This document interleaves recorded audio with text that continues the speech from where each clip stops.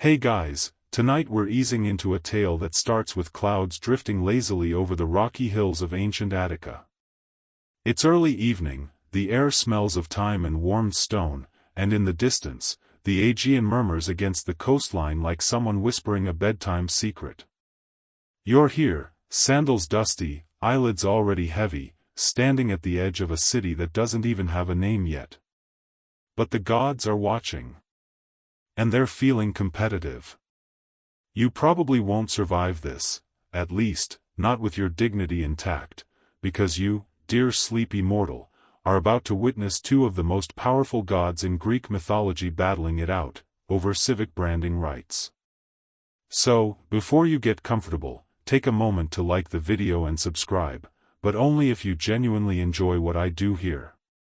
And hey, post your location and local time in the comments. It's always lovely seeing where in the world everyone's drifting off from. Now, dim the lights, maybe turn on a fan for that soft background hum, and let's ease into tonight's journey together. You trudge up a gentle slope, where bleached stones crunch beneath your feet. This is Attica, not quite Athens yet, just a scraggly, sun-blasted plateau dotted with goats, dusty fig trees, and more temples under construction than actual houses. You've got a front-row seat to a moment that will echo through millennia, but at the moment? It's mostly cicadas and heat waves. The gods have taken notice of this place. Mount Olympus, always prone to divine gossip, is buzzing. A new city is forming, and the immortals, never ones to miss a naming opportunity, are angling to leave their divine signature. It's basically ancient marketing. And two heavy hitters have stepped forward, Poseidon, god of the sea, and Athena, goddess of wisdom, war, and crafts.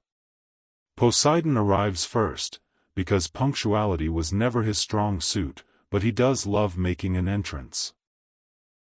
The sky darkens, winds spiral out from the coast, and then, with a deafening crack, his trident slams into the limestone. Salt water gushes up in a roaring fountain, spraying everyone in a 5-goat radius. Some sources say a horse sprang out of the ground instead, because why not? Mythology isn't known for its consistency. Either way, the mood shifts from lazy afternoon to, oh great, now we're drenched in seawater. You're probably wondering, who invited Poseidon to landlocked real estate negotiations? But remember, the Greeks loved paradoxes, dry wine, hot snow, and yes, sea gods trying to run inland municipalities. Meanwhile, mortal life goes on. You pass a farmer muttering about crop rotation, a potter arguing with a goat, and two old women squinting suspiciously at the saltwater geyser. One mutters, "Tastes like overboiled fish." The other shrugs. They've seen worse. Up on Olympus, the gods watch with popcorn-free curiosity. They know Athena is up next. Unlike Poseidon's chaotic arrival, hers will be understated. And sure enough, the sky clears. The wind stills. You feel it before you see her, a serene, commanding presence walking without fanfare. No thunder, no waves, no barnacle-studded theatrics. Just Athena, in polished bronze armor that somehow doesn't creak or sweat in the sun. She walks to the spot where Poseidon's salty splash is still evaporating, and kneels, yes, kneels, pressing her hand gently into the soil. You lean closer. So does every god, every goat, and every dust-covered philosopher in training. A single sprig pokes out of the ground. Then a shoot. Then branches. Leaves shimmer like silver under the sun. In a few heartbeats, there's a whole tree standing there, impossibly ancient and impossibly new. The first olive tree, Athena's gift to the land. Now, to you, it might just look like a tree. But to the people of this dry, sun-drenched land? It's food, oil, wood, shade. It's soap, it's light, it's trade. It's survival in leafy form. Mainstream historians agree this part of the myth reflects the enormous cultural and economic importance of the olive tree in ancient Greece. From athletic rituals to burial practices, olives were everywhere. Still, scholars argue whether the contest story was created after the fact, as a way to mythologize the very real dominance of olive cultivation in the region. And Poseidon? He stands there, dripping and fuming, watching people gather around the tree with curiosity and cautious gratitude. No one's jumping into the saltwater pool. No one's clapping for Team Trident. The moment hangs in the hot, humming air. You sip from a borrowed amphora, the wine sweet and unfiltered. A local leans in and whispers, not sure which one I'd pick, but that tree smells like a good year. You glance at Athena, who gives nothing away, just watches, owl-eyed and unreadable. This isn't a clash of titans. It's a quiet statement, deeply rooted and calmly defiant. No thunder needed. Poseidon is not known for his chill. As the salty pool continues to glisten uselessly in the sun, his brow darkens, literally. The sky pulses with low, indignant thunder. You, standing nearby with an olive tucked behind your ear like a souvenir, try to back away casually. But Poseidon is already shifting from disappointed parent to vengeful tidal overlord. He takes a massive step forward, the earth trembling a little under his weight, either from divine fury or just bad infrastructure. And with a single dramatic gesture, he slams his trident down again. Another splash. Another wave of brine. Someone's basket of figs floats away like a tiny edible ship. This, he bellows to the gathered crowd, gods and mortals alike, is the power of the sea. Trade, travel, fish, storms, horses, chaos. He's listing benefits like a trident-wielding PowerPoint. Choose me, he practically growls, and your city will ride the waves of empire. The citizens look at each other. A few nod. Trade sounds nice. Boats are practical. Salt-preserved fish? Sure, why not? But a goat bleats skeptically, and someone's grandmother leans on her cane, muttering something about brine stinging her bunions. Still, there's hesitation. Because while Poseidon is flashy, commanding, and smells like seaweed and drama, his gift is inconvenient. You can't really live off a saltwater fountain. Not without at least one desalinator and a strong stomach. Athena, on the other hand, doesn't argue. She doesn't need to. Her tree has already begun to offer shade, its roots holding firm in the dry ground. A young child pokes at one of the olives, squints at the bitter flesh, and spits it out. It's terrible, raw olives usually are, but the nearby adults laugh and start imagining recipes anyway. You wander closer, running your fingers along the bark. It's smooth, a little knotted, but surprisingly warm. And it smells faintly of pepper and sunlight. One of the older men murmurs, "Imagine the oil it could produce." Another one nods, already dreaming of lamplit dinners and greased-up wrestlers. Meanwhile, Poseidon paces like a trident-swinging cat. He tries to summon another wave, but all he manages is a dramatic splash that hits a duck. And this is the moment when you begin to notice something else, the quiet respect Athena commands. She doesn't stomp. She doesn't shout. She waits. The tree does the talking. Mainstream sources often point out that Athena's olive gift was more symbolic of civilization, of peace, of craftsmanship, of enduring utility. While Poseidon's offering represented force and unpredictability, Athena's whispered of sustainability. Still, historians debate whether this myth was a neat political allegory, justifying Athens' name long after it had become a cultural beacon. But back in the moment, you realize something else. The gods aren't just arguing about land rights. They're shaping what the city is going to be. Poseidon promises glory through conquest. Athena offers wisdom, strategy, and really good salad dressing. You look around. No one is leaping to Poseidon's side. No one's drafting boat blueprints. They're all slowly gathering under the tree. One person tries to nibble an olive again and winces. But someone else is already imagining how to soak it in brine, ferment it, crush it for oil. Athena steps back, arms folded, gaze steady. Not smug. Just sure. Poseidon sighs, seafoam curling at his feet. Fine, he mutters. Let them choose. And so, the contest begins. Officially. Now, depending on which version of the myth you trust, the decision is either made by a panel of gods, or, more intriguingly, by the people of Athens themselves. Legend says a vote was held, perhaps the earliest version of civic democracy. Each citizen, male and free, of course, cast a ballot. But the legend adds a twist: the women of Athens wanted Athena. The men wanted Poseidon. And there was one more vote cast by the gods, tipping the balance, just barely, in Athena's favor. Historians still argue whether this element was added later to explain gender-based social shifts.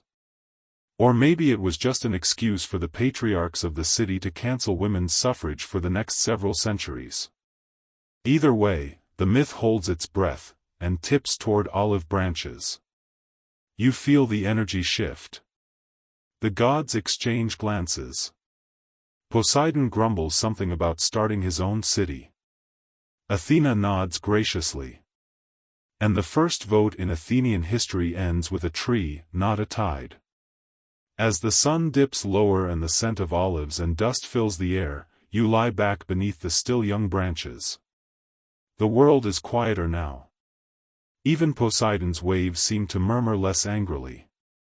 The gods begin to fade, their duties concluded. And the olive tree? It stands there, unbothered, leaves rustling like soft whispers, already growing deeper into the story of a city not yet built. You don't sleep, not really, not in dreams like this, but you definitely drift.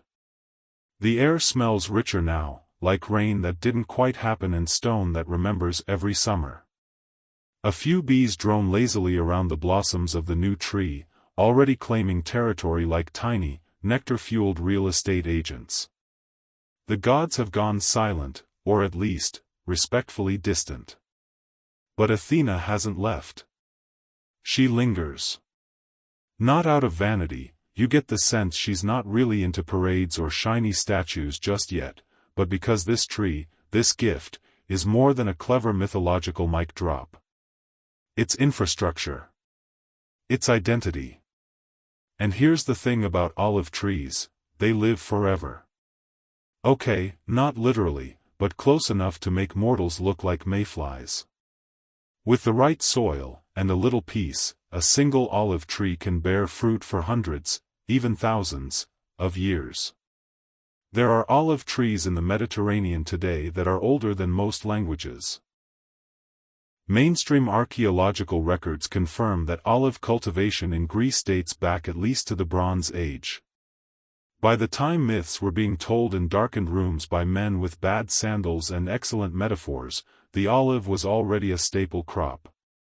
But that's not why Athena planted it. Not entirely.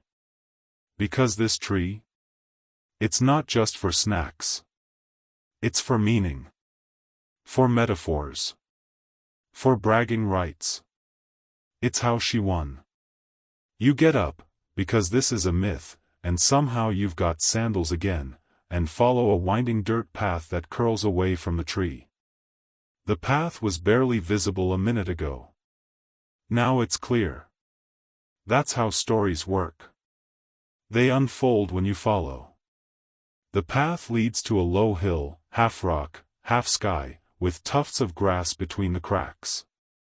A few goats blink at you like bored temple guards. At the top, there's nothing flashy, no palace, no divine neon sign, but you can feel something sacred in the air. This will be the Acropolis. One day. Right now, it's just a really dramatic rock with excellent views. From here, you can see the olive tree still standing, still shimmering in the sun. And you can imagine what comes next. Because once Athena won the contest, things didn't just stop. If anything, the real work began. A city needs more than divine endorsement. It needs foundations, temples, fountains, road systems, and some kind of municipal goat control. And Athena, ever the planner, starts helping her mortals with the boring bits. She teaches them how to use olive oil, not just for food, but for medicine, for soap, for lanterns. One drop at a time, the city begins to glow. Not in a flashy Poseidon way, but in a warm, steady hum. You stop at a small pottery workshop. There's a woman there, tunic hitched up, elbows slick with clay, sculpting a little amphora. She glances at you, smirks, and says, "You know we're going to need a whole festival for this, right?" You nod. You've heard the future. The Panathenea will become a grand festival in Athena's honor, with parades, competitions, and, most importantly, a massive olive oil prize for the victors. One of the more obscure but delightful facts. Victorious athletes in these games received amphorae filled with sacred olive oil. Produced from Athena's original tree. Not bad for a fruit you can't even eat straight off the branch. Still, historians puzzle over whether this myth was retrofitted to justify the cultic rituals or the cultic rituals created to prop up the myth. Classic chicken or olive scenario. Either way, you watch as the potter's hands work the clay. Behind her, more people are planting saplings, offspring of the divine tree. It's starting to look like a grove. And you know, from your strange time-bent perspective, that in a few centuries, travelers will come from all over just to sit in that grove and write mediocre poetry about virtue. You wander past them, toward a small altar made of stacked stones. Someone's left a tiny offering, a sliver of bread, a scrap of wool, a fist-sized owl figurine. It's not grand. It's not even waterproof. But it's sincere. Athena stands nearby, arms crossed, watching the mortals work. Her helmet glints in the sun. You get the sense she's not just proud. She's invested. She didn't just win a contest. She's taken on a responsibility. And across the sea, Poseidon grumbles into a storm cloud. But here, in this newborn city with no name yet carved into marble, something is growing. Slow. Quiet. Rooted. And under it all, the olive tree stretches its roots deeper into the soil. The gods, it turns out, aren't the only ones with opinions. Once Athena's tree is firmly planted and Poseidon's fountain begins evaporating back into mythic irrelevance, the locals start getting very involved. You sit cross-legged near a temporary council, half goat herders, half amateur philosophers, arguing over what to call the new city. Someone suggests Gotopolis. It's not a hit. Eventually, the consensus settles on Athens, in honor of the goddess who brought them olives, strategy, and soap. And honestly, thank goodness, because Poseidonia just doesn't have the same ring to it. But with a name comes paperwork. Or, well, the ancient version of it. Laws need writing, districts need mapping, and the olive tree? It needs guardians. Sacred guardians. A group of specially chosen caretakers is appointed to tend the original tree, prune it, protect it, maybe whisper to it during full moons if they're feeling dramatic. In fact, according to later records, the original olive tree on the Acropolis was considered so sacred that it had an official priesthood responsible for its care. One guy's whole job was basically tree bodyguard. As you walk through this nascent city, still more scaffolding than skyline, you start noticing little olive motifs appearing everywhere, on pottery, on temple walls, even carved into a few ambitious sandwiches. The city is branding itself, and Athena's PR campaign is absolutely crushing it. Still, not everyone is thrilled.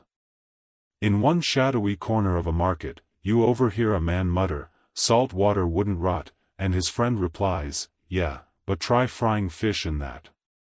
Old loyalties die hard. Back at the Acropolis, the Parthenon doesn't exist yet, just a stack of plans and a lot of speculative gossip, but people already gather there, laying wreaths and telling stories. They sit in the shade of the sacred olive tree, debating everything from military tactics to whether olives count as fruit or vegetable. Botanically, they're a fruit. But try telling that to a hungry philosopher.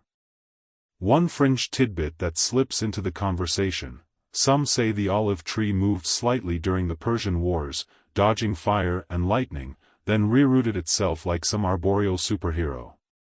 Historians still argue whether this was metaphor, propaganda, or just another case of ancient people having too much time and wine.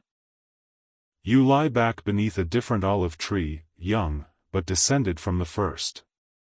Its branches sway gently in the warm breeze, casting shadows that look like lowercase letters. A nearby woman pours oil into a small clay lamp and lights it with a whispered blessing. The flame is soft, golden, almost sleepy. This is the quiet magic Athena gave them. Not thunder. Not floods. Just stability.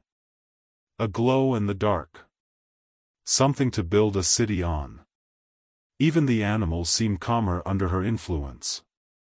You pass a cat snoozing on a windowsill, an owl perched with theatrical disinterest nearby. The owl, of course, is Athena's emblem, and it's everywhere now, carved into coins, painted onto shields, and occasionally stealing unattended cheese.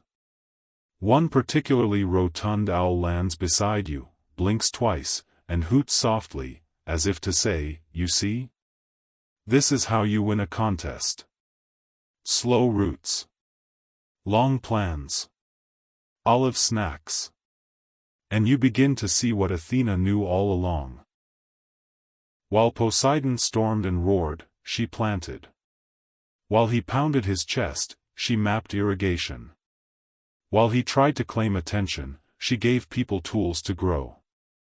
You rise, stretch, and take one last look at the grove. More saplings have been planted since you arrived. More people gather beneath them, their voices low, thoughtful, and full of plans. Athens is beginning. And it smells faintly of olives and possibility. You wander down the slope of the Acropolis, feet dusty, brain steeped in oil-scented air and distant harp music.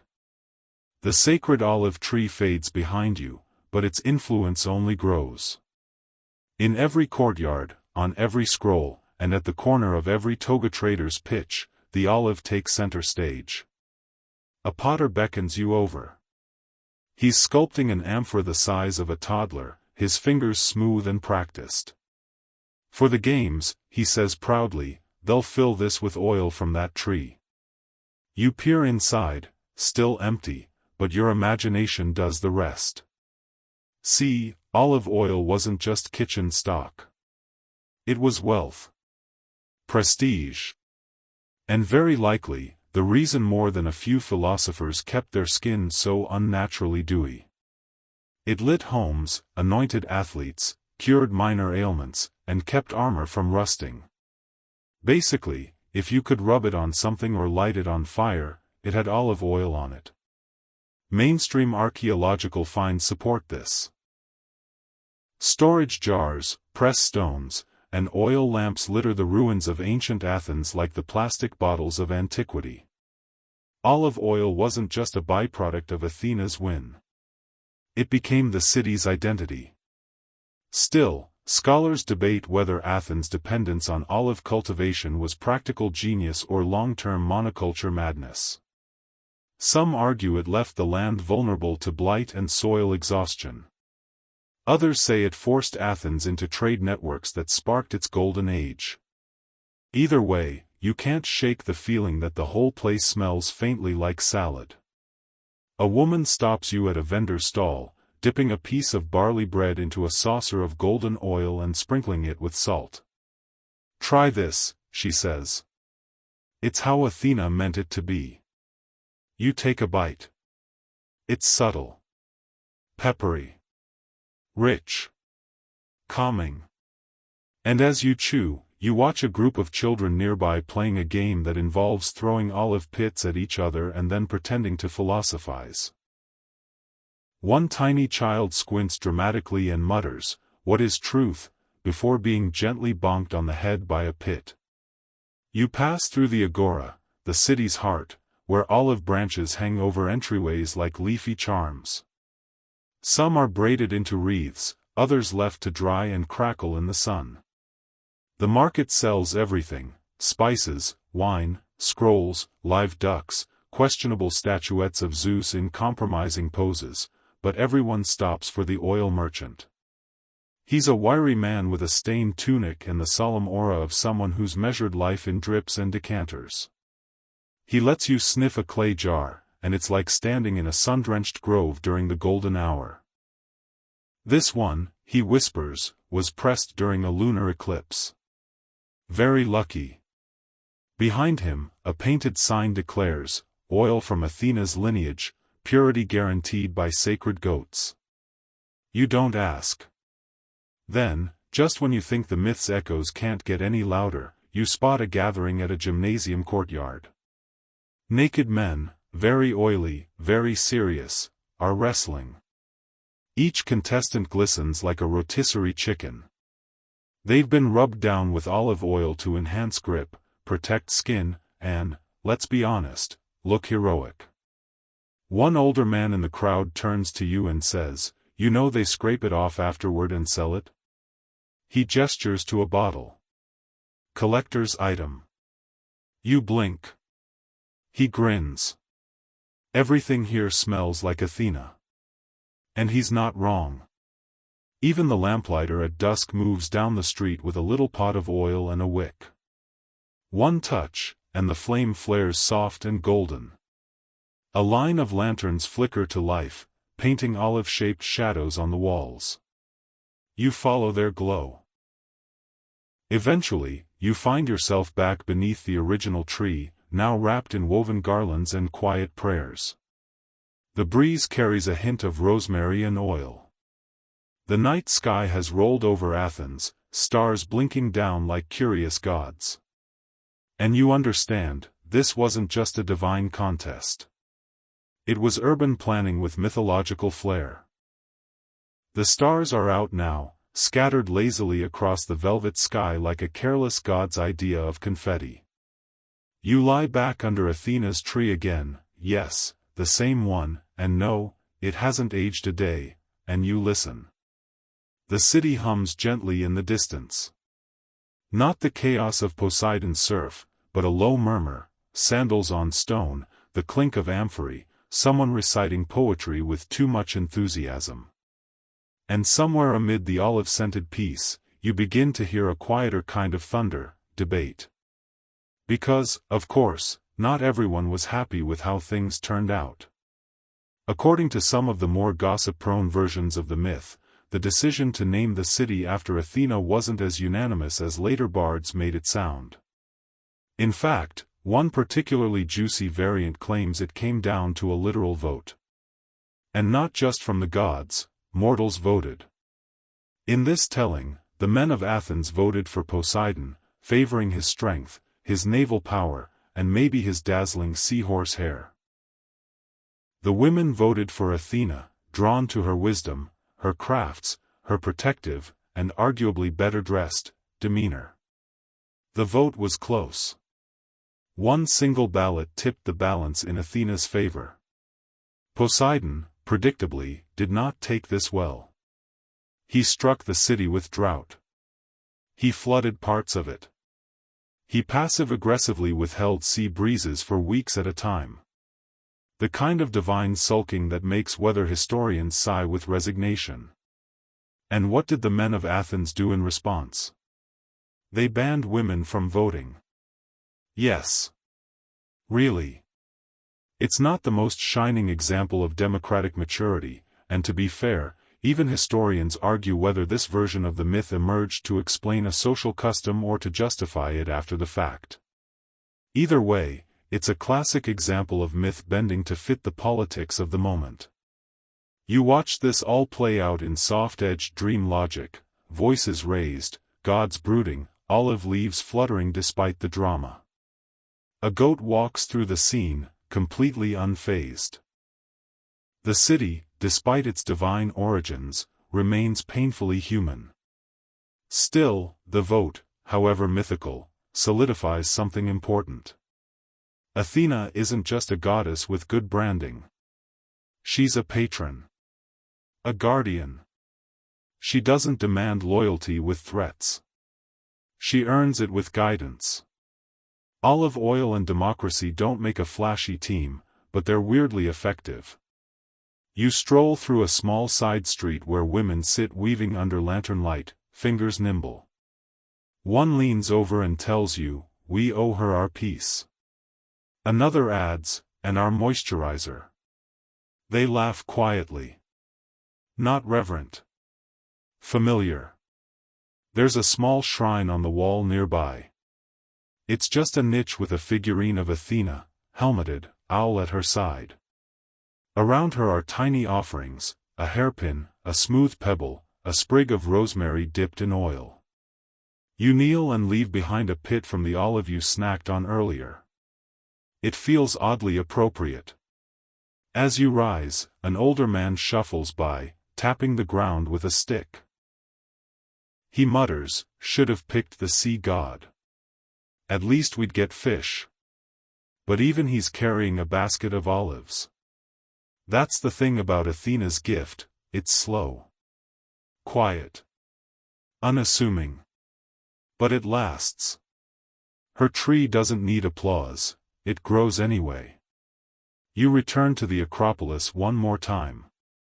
It's quieter now. Even the goats have gone to bed. The olive tree stands in moonlight, casting a long shadow that reaches all the way down the hill into the heart of the city. A breeze rustles the leaves, and for a moment, you could swear the tree whispers something. Something wise. Something rooted. Poseidon is not done being petty. You wake to a rumble, not from the gods this time, but from construction. The Athenians, ever industrious, have started building temples. Because nothing says, "Thank you for your divine favor," like several tons of marble and a highly specific floor plan. The first major project? Temples for both gods. Yes, both. Because while Athena got the naming rights, even the mortals knew better than to ignore a god with a grudge and a trident. So now you stand before a strange architectural compromise, a shared sanctuary on the Acropolis. On one side, a space for Athena, complete with columns, altars, and sacred owls. On the other, Poseidon's saltwater spring, still bubbling, still inconvenient, still damp. This joint temple situation is called the Erechtheion, a building that historians agree is as confusing as a crossword written in 3 languages. It houses both the sacred olive tree and Poseidon's sea spring, along with a handful of confusing side chapels and a porch held up by 6 very patient-looking stone maidens. You enter the structure, sandals echoing on cool stone. The air smells of oil, seawater, and reverence. A priest gestures silently to the center, where the earth still bears the scar of Poseidon's trident strike. Even now, the sea continues to gurgle upward in a trickle. Just enough to remind you, he's still watching. You shift your gaze to the olive tree outside, visible through an open colonnade. Its branches sway softly, lit by morning light. People gather there every day, leaving offerings, whispering prayers, or just loitering in sacred shade with snacks. It has become the city's living relic. Somewhere between the sea spring and the tree, a guard naps. His helmet tilts over his eyes, and an owl perches boldly on his knee. The scene is so serene it's basically a fresco waiting to happen. But not everything about the sacred sites is set in stone. Historians still argue whether the Erechtheians' placement and structure were symbolic, practical, or just a result of too many city committees and not enough architects who could say no to gods. The quirkiest detail? Ancient sources say the olive tree, the one planted by Athena herself, was miraculously restored after being burned during the Persian invasion. Allegedly, it sprouted a fresh shoot the very next day. Whether miracle, metaphor, or clever replanting, that detail became sacred gospel. You wander the temple grounds, noting the gentle bustle, caretakers trimming the tree, poets scribbling in corners, a goat respectfully not chewing anything important. There's a rhythm here. A kind of civic heartbeat pulsing through the stone and leaves. And it's not all solemn worship. A group of children scampers past, playing a game involving olive pits, tridents, and dramatic fainting. One yells, "I'm Poseidon. Look at me sulk." Another responds, "I'm Athena, and I invent taxes." You chuckle. They've clearly misunderstood a few details. Yet, in their laughter, you hear the myth continuing. Not in dusty scrolls or temple carvings, but in jokes, games, and shared memory. This is how cities grow, layered with story, rooted in symbol. Athena's tree, Poseidon's splash, and a temple that keeps them both just close enough to avoid divine property disputes. You step away from the temple, feet brushing against sun-warmed stones, and wander toward a series of marble steps half buried in grass and thyme. These will someday be grand staircases, bustling with robes and rhetoric, but for now they're mostly used by goats and people with sore knees. A voice floats down from the ridge above, someone lecturing on the structural symbolism of columns. It's both soothing and incomprehensibly specific. You climb toward it anyway. The air thickens with memory as you approach the future site of the Parthenon. It's not here yet, no towering marble, no sculpted friezes, no endless postcards, but the foundation stones are being quarried. You watch teams of workers sweat beneath the sun, dragging limestone with a rhythm that feels half chore, half ritual. At the center of it all is a design so ambitious, it'll take decades. Not because it has to, but because, in true Athenian fashion, it needs to be perfect and political. The temple will be dedicated to Athena Parthenos, Athena the Virgin, a title that makes most of the local men shuffle awkwardly and avoid eye contact. And when it's done, inside will stand a statue taller than your average building, gold, ivory, spear raised, owl on shoulder, olive branch in hand. Athena, at her most impressive, most idealized. A goddess as imagined by a committee of artists with too much time and not enough restraint. Art historians still marvel at the statue's grandeur, though it no longer exists. What's more debated is its meaning. Was it purely religious? A flex of Athenian power? A tax write-off in goddess form? You watch the artisans argue over dimensions, bicker over shades of gold, and occasionally use olive oil to polish a column. A stonemason turns to you, wiping his brow. She gave us a tree, he says, half grinning, and now we give her everything else. Beyond the building site, you catch a glimpse of the city unfurling, grids forming, markets stirring, people finding patterns in dust and trade routes. And everywhere, more olive trees. They line the streets, dot courtyards, flank bathhouses. The city is being designed not just for defense or aesthetics, but for a relationship, with Athena, with the earth, and with each other. One scholar lounges under a young tree and mutters into his scroll, urban planning, with mythological intent. You make a mental note to use that phrase at your next dinner party, even if it gets you uninvited.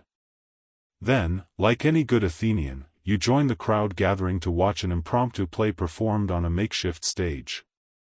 The theme? The great contest between gods. This version has Poseidon slipping on his own wave, and Athena growing her olive tree out of his trident just to be petty. The audience roars with laughter. And just like that, the myth shifts again. Because history, especially in this city, isn't static. It's theatrical. Participatory. Retold in jokes, rituals, and occasionally very confusing tax policy. You wander back down toward the agora, where a small stall sells miniature olive tree charms. The vendor gives you a wink and says, guaranteed not to anger any sea gods. Mostly. You buy one anyway. By now, you've figured it out, olive oil is basically the ancient Greek version of duct tape. There's nothing it doesn't touch, nothing it can't fix, flavor, or make slightly shinier. You step into a modest home on the city's edge. It smells like bread, clay, and the faint, ever-present hum of simmered oil. A young woman stands over a shallow pan, gently heating a mix of herbs in olive oil. She stirs slowly, as if casting a spell. When she speaks, her voice is low, almost meditative. 4 cuts, 4 coughs, 4 sore feet, 4 cracked pride. You blink. She smiles. Just kidding. Pride needs wine. In the back room, her grandmother is polishing a small bronze lamp. We burn the oil for light, child, she says without looking up. The gods gave fire. Athena gave us mood lighting. Indeed, you notice it now, how many things in this city are powered by that golden green elixir. Lamps flicker on every stoop. Wrestlers lube up before matches. Babies are massaged with it. The dead are anointed. The living cook, clean, and occasionally barter it like liquid currency. Mainstream sources note that Athens' economy thrived in large part because of its olive exports. The oil wasn't just a byproduct, it was a driving force. Amphorae stamped with Athenian emblems have been found across the Mediterranean. The olive was their soft power, and they wielded it masterfully. But here's the fun bit, Athenians didn't just export the oil. They told stories with it. One woman shows you an amphora painted with scenes from the myth itself. There's Poseidon, water erupting, looking like he just lost a debate. There's Athena, tree aloft, exuding smug restraint. And in the background? A goat. Always a goat. The amphora was likely a prize in the Panathenaic Games, a massive festival held every 4 years. Victors received these beautifully decorated jars filled with sacred oil from Athena's own grove. It was both a trophy and a treasure. Imagine winning the Olympics and getting handed a jug of artisanal EVOO with religious significance. Better than a gold medal, depending on your salad needs. You stroll through a tiny courtyard where an elderly man is teaching children how to press olives. They take turns stomping, slipping occasionally and erupting into giggles. The man gestures solemnly to the press. Respect the process, he says. The tree gave it freely. We just ask politely. There's reverence here, but it's wrapped in humor, in everyday use, in affection. This isn't a relic. It's a relationship. One young boy tugs at your tunic and shows you his lucky charm, a dried olive branch twisted into a circle. For wisdom, he whispers. And for not getting caught stealing figs. You move on, following a trail of oil lamps lighting up as dusk settles. Each flame flickers like a tiny prayer. A woman lights one and hums a lullaby to her child, who clutches an owl doll made of wool. The myths aren't separate from life here. They're soaked into it, like oil into terracotta. And as the stars rise again, and the city smells like time, smoke, and olives, you can't help but wonder, what else did that tree give them? You look up at the Acropolis in the distance, the sacred grove silhouetted against the night. The answer, it seems, is everything. The next morning, the city wakes with a yawn. You wander into a shaded courtyard where 3 women sit around a basin of water, their fingers delicately weaving olive leaves into crowns. They're preparing offerings for a minor local festival, one that's more about snacks than spectacle, but the reverence is still there, soft and sun-dappled. She gave us peace, one murmurs. Not the kind from war ending, but the kind you grow yourself. And you feel it. That kind of peace. It's in the rhythm of the city, in the way people touch their temples before passing the sacred tree, or murmur thanks before pouring oil into a lamp. This isn't performative piety, it's practice. Habit. Comfort. You walk past a small shop where a craftsman is making tiny flasks for oil. Each is carved with some version of the contest, Athena triumphant, Poseidon looking slightly damp, and the ever-present olive tree sprouting heroically. He offers you one. Commemorative, he says. Limited edition. Probably not dishwasher safe. You chuckle. He shrugs. Athena gave us the gift. It's our job to make it marketable. Even humor becomes reverence here. Across the street, an older woman massages a man's feet with oil. She gestures for you to sit. You hesitate, and she waves dismissively. It's for everyone. Rich, poor, god, goat. Sit. The oil is warm, infused with marjoram and something else you can't name. She works quietly, and with each movement, the tension in your legs, built from wandering myths and marble, melts. You know, she says, not looking up, in the old days, we used it for the dead too. It's how we send them off smelling like life. Mainstream scholars often gloss over these quiet rituals. But in the margins of funerary texts and the remains of burial jars, we find evidence. Oil wasn't just used in life, it was part of the farewell. A way to honor, to preserve, to ease the passage. And here's the odd, beautiful part, some believed olive oil had a kind of memory. That it carried the essence of the tree, the earth, the hands that pressed it. That to anoint the dead was to reconnect them to the roots they came from. You stand again, limbs looser, and thank the woman. She grins and hands you a sprig of olive leaf. Put it under your pillow. Might dream something worth keeping. You tuck it into your belt instead and head to a nearby gymnasium. Inside, the mood is anything but peaceful. 2 young men spar with wooden swords, both glistening with oil. Their movements are slow and precise, more dance than duel. Around them, others stretch, wrestle, argue about philosophy, or just admire their own calves in polished bronze mirrors. Athena's tree, her gift, fuels them too. It coats their skin, soothes their joints, even polishes their shields. A jar sits on a pedestal nearby, its label smudged but unmistakable, from the grove. Even warriors need skin care.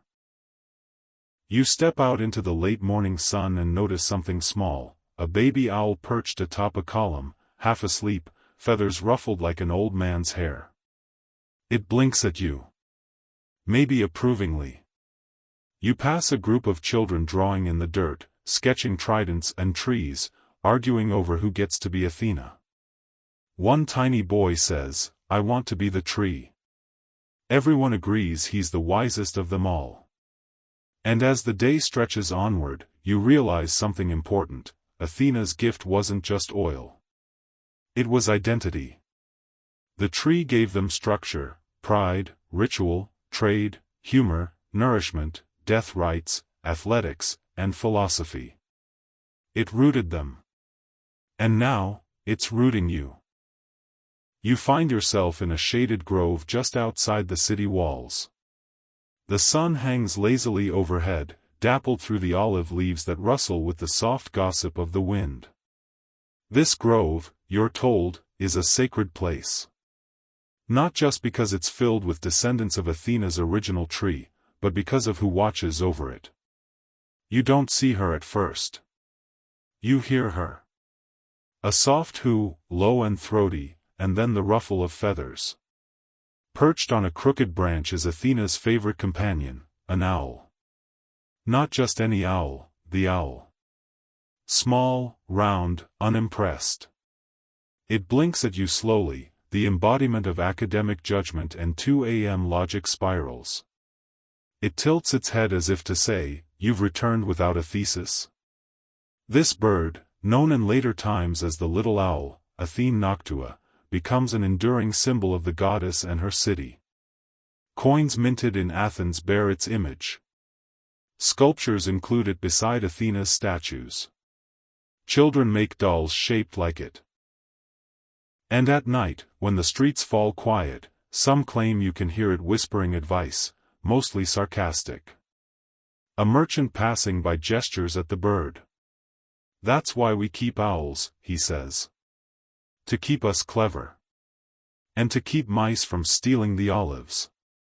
One fringe theory among scholars suggests the Athenians may have even kept owls domestically, semi-sacred pest control, roaming the rafters with solemn dignity and feathers like velvet armor. Whether truth or wishful thinking, it's a lovely thought. You trail a young student walking through the grove with a scroll under one arm and a loaf of bread under the other. He pauses, recites a line of Homer, then promptly forgets the next one and sits to sulk beneath a tree. "Do you think Athena gets bored of all this?" he asks aloud. No one answers. The owl blinks once. That's enough. You sit nearby. The shade is deep and drowsy. Someone's carved tiny symbols into the bark: owls, eyes, olive branches. You trace them with a finger and feel a surprising sense of calm. Athena, for all her wisdom and power, doesn't hover. She observes. Like her owl. You catch snippets of stories from others lounging in the grove: a potter who dreamed of a new amphora shape after an owl hooted at him, a baker who swears his sourdough rose better after leaving an offering of crust to a tree, a child who claims to have seen the owl talk, though only in puns. And you begin to understand something vital: symbols aren't just visual. They're experiential. Lived. Repeated. Reinvented. The owl is everywhere because it works, as metaphor, as memory, as mischief. As the sun begins to lower, the owl takes off silently, a blur of wings and understatement. It glides toward the city, following a path only it understands. You follow, eventually. Back into the buzz and clutter of Athens proper. Past vendors shouting about discounted amphorae. Past poets reading aloud to no one. Past a statue of Athena, stern and serene. At her feet? A little stone owl. You meander down a gently sloping path, worn smooth by sandals and time, toward a wide, open space shaded by, you guessed it, more olive trees. The branches here lean in like old friends, whispering above heads bowed not in prayer, but in thought. You've stumbled into one of Athens' strangest and most enduring exports, the philosophical grove. It's quiet, mostly. A few voices murmur in slow rhythm, pausing often, not for drama but for digestion. Intellectual digestion. Socrates, that barefoot gadfly with a voice like gravel and a stare like a judgmental pothole, sits cross-legged under one particularly stoic tree. He's already mid-monologue. For is it not true, he says, to no one and everyone, that the unexamined lunch is not worth eating? You blink. Did he say lunch? A nearby youth whispers, he's fasting again. Makes him profound. Or cranky. Or both.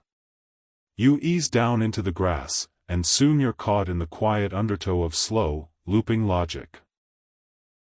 Socrates baits questions like a fisherman with invisible hooks. His students flounder, then blink as if waking from nap dreams full of syllogisms and poorly defined premises. And what's that beside him? An olive jar. Unlabeled. Practical. Likely shared.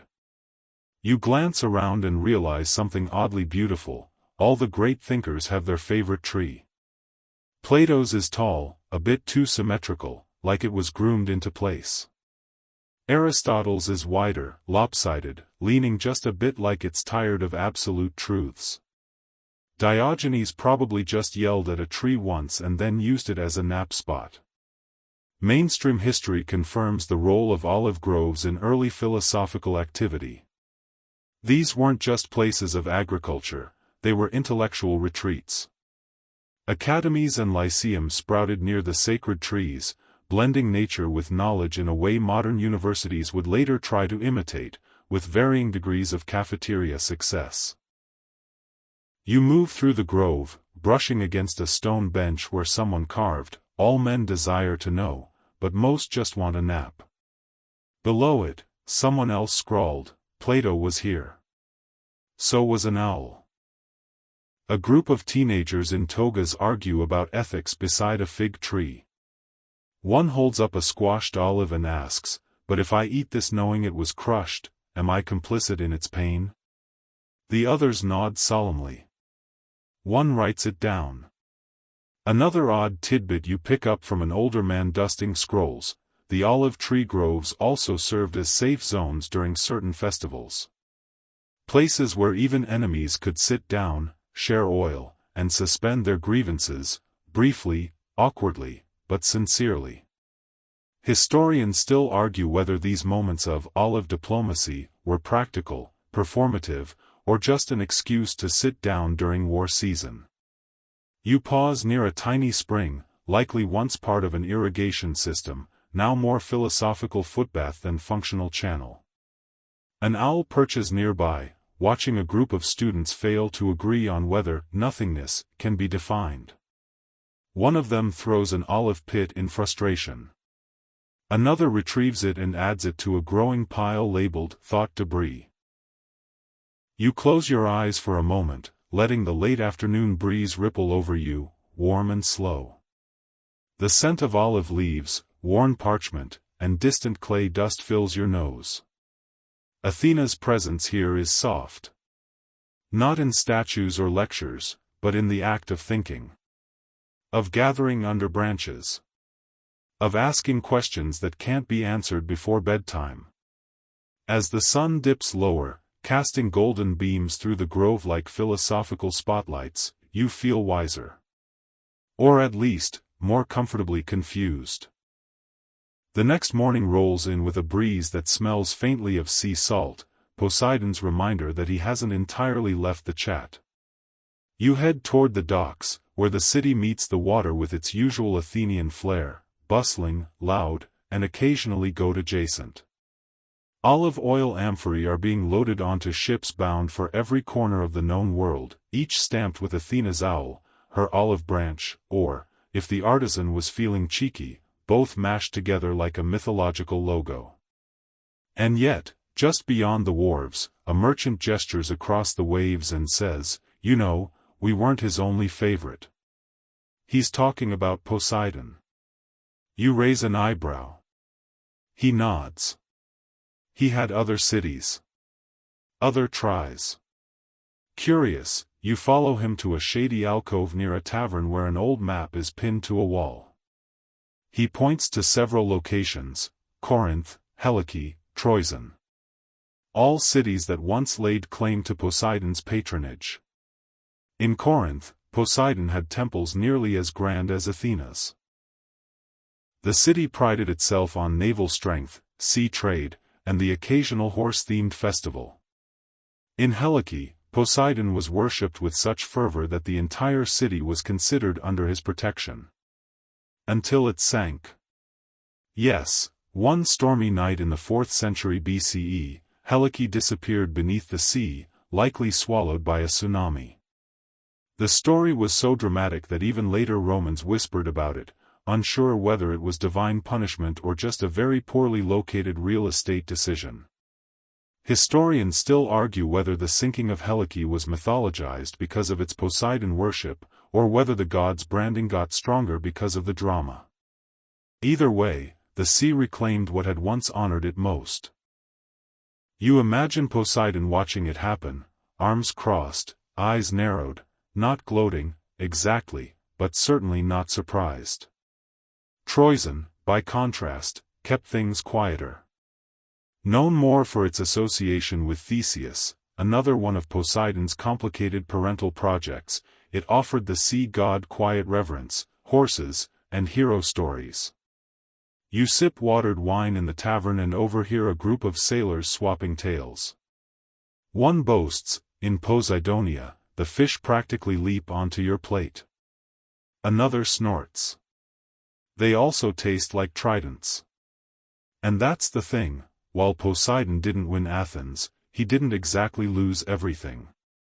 His influence pulses through Greek coastal cities, through shipbuilders' prayers and sailors' curses, through wave-carved ports and statues weathered by salt.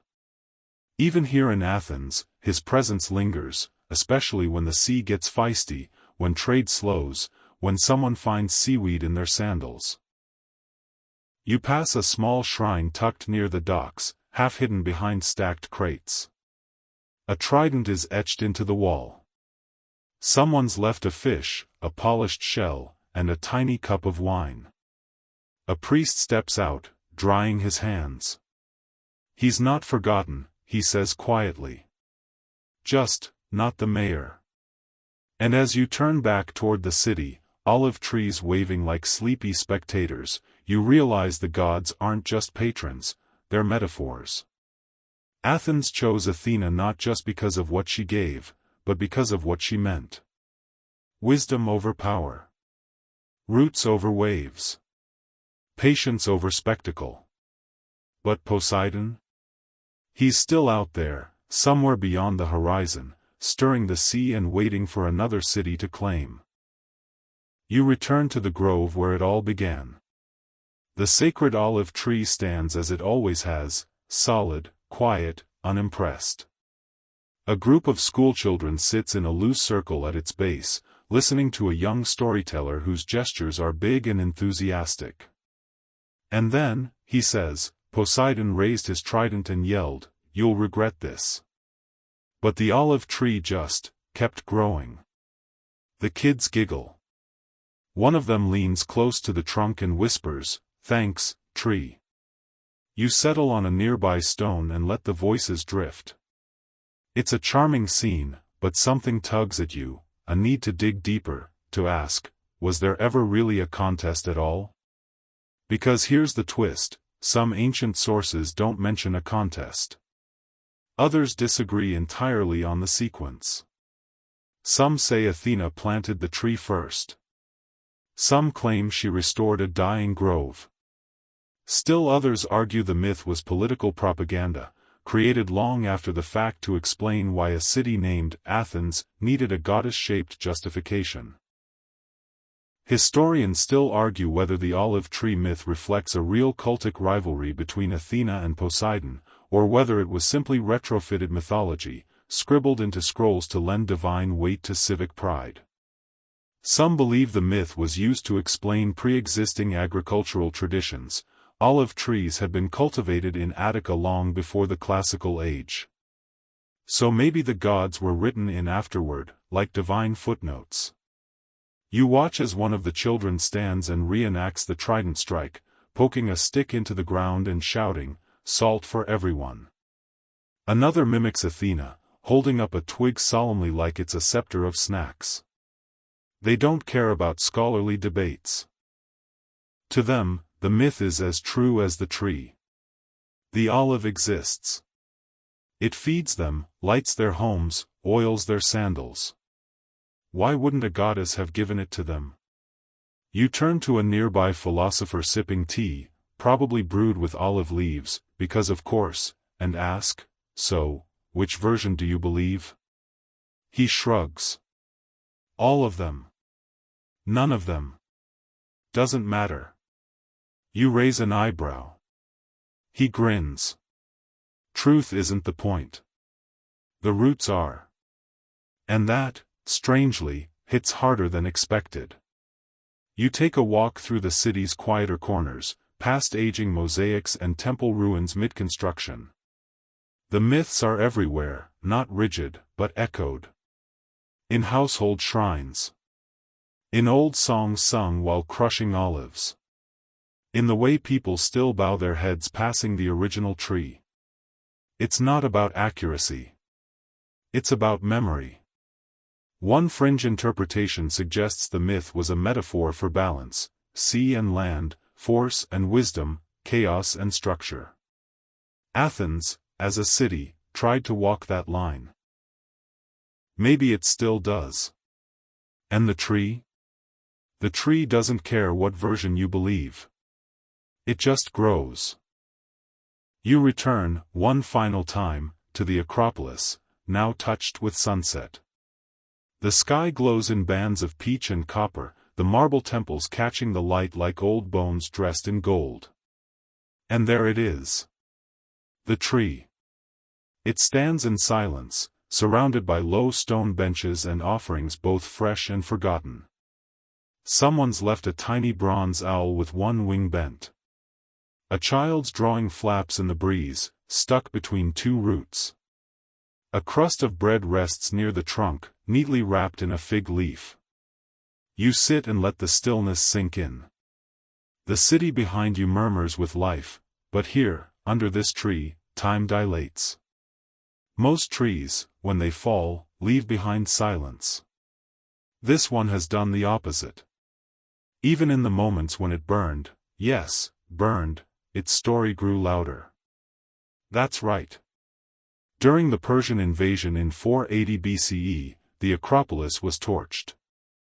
The sacred olive tree was scorched to a blackened husk. But according to ancient writers, the very next day, a fresh shoot sprang up from its roots. The Athenians took it as a sign. Athena hadn't abandoned them. Mainstream scholars still debate whether this regrowth was real, poetic, or a cleverly staged miracle designed to rally the battered city. Whatever the truth, the story stuck, and the tree became a living emblem of resilience. It has burned again, of course. Through centuries. Through wars. Through weather and politics and time. And yet, a tree, some tree, has always grown back in its place. A symbol rerouted. You stand, brushing dust from your robes. Your hand touches the bark, and you feel warmth. Not magical. Just old. Familiar. A young woman walks by and nods at the tree. Still here, she says, like it's a neighbor who refuses to move. You nod back. Still winning the contest. She chuckles and drops a single olive at the base. We all do, when we sit here long enough. And that's the thing. The myth wasn't about a god winning. It was about a city finding what it needed to endure, a symbol, a story, and something that could grow in rocky soil. The leaves stir above you. You look up. The tree doesn't speak. But it also doesn't leave. It just waits. And as night falls, it welcomes the stars again, those same quiet stars from the beginning. Still watching. Still shining. Still wondering if you ever figured out who really won. Now, the story has slowed. The city has dimmed. The marble cools beneath you. The rustle of olive leaves has softened to a lullaby. Above, the sky stretches vast and velvet, stars blinking like sleepy eyes that refuse to close just yet. You breathe in, slowly. The scent of crushed olives, sun-warmed stone, and something older still, maybe memory, lingers faintly in the air. Athens sleeps behind you. Somewhere, a lamp flickers. A goat coughs softly. An owl shifts its weight on a perch, feathers tucked like thoughts folded away for morning. You feel it now, the weight of time settling around you like a blanket. No hurry. No edges. Just the gentle sense that everything is exactly where it should be, for now. The tree sways a little in the breeze. You imagine roots reaching down into the earth, winding past lost temples and forgotten sandals, wrapping gently around myths that never quite faded. It doesn't matter anymore who won the contest. The tree is still here. You are still here. And sleep, like the olive's fruit, comes quietly, slow to ripen, but inevitable. Let it come. Let it root. Let it grow.